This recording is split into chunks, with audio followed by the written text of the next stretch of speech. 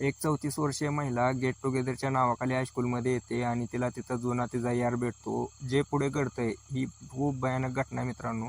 ही घटना बघून तुम्ही म्हणणार आहे की गेट टुगेदरच्या नावाखाली काय चाललेलं आहे आपल्या समाजामध्ये. तर नमस्कार मित्रांनो, हा आपला नवीन चॅनल असल्यामुळे चॅनलला सबस्क्राईब करा आणि सपोर्ट करा. तर मित्रांनो, ही घटना आहे महाराष्ट्रातील एका छोट्याशा गावामधील. गेट टुगेदरच्या नावाखाली 10वीपर्यंत शाळा असलेल्या या गावामध्ये सगळ्या 2003च्या बॅचची सगळी पोरं तिथं जमा झालेली असतात. म्हणजे मुली मुलं असे म्हणून जमा झालेले असतात. त्यांचं नियोजन झालेलं असतं. असंच एक कोणीतरी उठतं की गेट टुगेदर करू असं म्हणतं. त्याचं कारण काय आहे मला माहीत नाही. एक त्यांचं काय तर असेल की आपल्या जुन्या आठवणींना आपण उजाळा देऊ, एक आपण जे शाळेत हायस्कूलमध्ये आपण आयुष्य जगलो ते पुन्हा जगण्याचा प्रयत्न करू एका दिवसासाठी.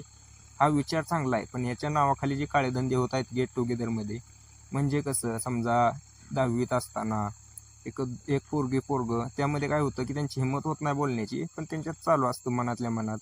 मग ते त्यावेळेला हिंमत नसते, पण आता 35-40 वर्षात झाली असते त्यांच्यात हिंमत आलेली असते बोलण्याची करण्याची. तर तिथं त्यांचं जुळून येतं आणि जे धोका होतंय त्या दोघांच्या घरच्यांच्या विरोधात, त्या पोराच्या बायकोच्या विरोधात, पोरीच्या नवऱ्याच्या विरोधात, ती पूर्ण भयानक घटना आहे मित्रांनो. तर अशीच ही घटना एक अस्मिता नावाची महिला आली आपले गेट टुगेदर. त्यांचं ठरलं कोणी तर तिनं बोलवलं आली आणि तिथं तुम्हाला सांगतो अमोल नावाचा एक व्यक्ती. सुरुवातीला तर 10वीपर्यंत बोलणं बघणं होतं, हसणं, मैत्रिणींनी खुणवणं, मित्रांनी खुणवणं, भाभी ही असं बोलणं चालूच होतं. पण त्यांच्यामध्ये एवढी हिंमत नव्हती की बोलावं काय भेटावं. पण तसं गेलं, 10वी झाली, 11वी झाली, 12वी झाली, त्या अस्मिताचं पण लग्न झालं, ह्याचं पण लग्न झालं. ती त्यांच्या वाटेला गेली. मग त्यांचं काय झालं, एक 15, 16, 20 वर्षानं गेट टुगेदर करायचं ठरल्यानंतर ह्यांच्या मनात एक जुनी आठवण उजाळा झाली. दोघं पण म्हणली हा येऊ ना, आम्ही पण काय अडचण नाही. दोघांनी होकार भरला. सगळी जी विद्यार्थी होती त्यातले 1-2-4 ॲबसेंट राहिली, नाहीतर बाकीची सगळी गेट टुगेदरला आली होती. गेट टुगेदर झालं, यांचं बोलणं झालं, जवळ आली ती. एक त्यांचं 10-5 मिनटं काय बोलणं झालं, नंबर एक्सचेंज झाले. नंबर एक्सचेंज झाल्यानंतर मित्रांनो जे पुढे घडतंय तुम्हाला माहितीचं. एक्सचेंज झाल्यानंतर एक जुनं सुरुवातीचं आपलं प्रेम गवतंय म्हटल्यावर कोण सोडणार आहे असं मला सांगा ना. ते झालं, त्यांचं बोलणं चालू झालं. सुरुवातीला साधं बोलणं कसं आहे, काय चालू आहे. पुढे पुढे जाऊन थोडं त्या बोलण्यामध्ये अश्लीलता आली. काय झालं, आज कसं झालं, आज कसं केलं. एक ती काय झालं की अश्लीलता आली म्हटल्यानंतर एकदा त्या ह्याला अस्मितानं बोलायला चालू केलं.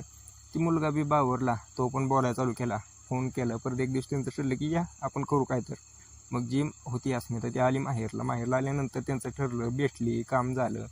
नंतर एक असं करत करत 15 दिवस गेले, महिना गेलं, 2 महिने गेले. सारखंच माहेरला यायला लागले होते. या अस्मिताच्या नवऱ्याने विचारलं की काय बाबा काय झालं, गेट टुगेदरला गेल्यापासून तू सारखी माहेरला जाते, काय विषय आहे.